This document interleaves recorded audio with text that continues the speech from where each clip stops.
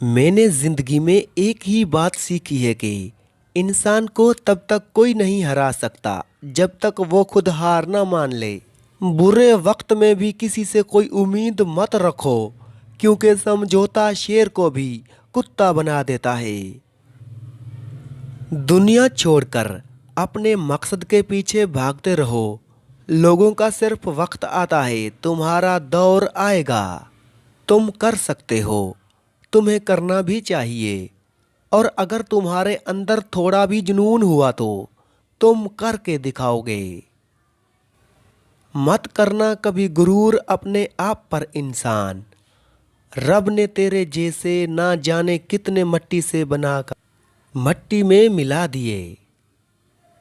आप अपनी मंजिल पर कभी नहीं पहुंच पाएंगे अगर आप अपने रास्ते में भौंकने वाले हर कुत्ते पर पत्थर मारेंगे।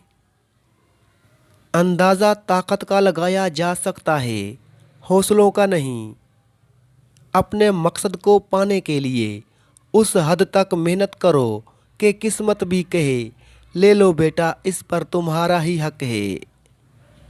दुनिया के सबसे तेज और दिल चीर फाड़ देने वाले हथियार लफ्ज़, ज़बान और लहजे हैं।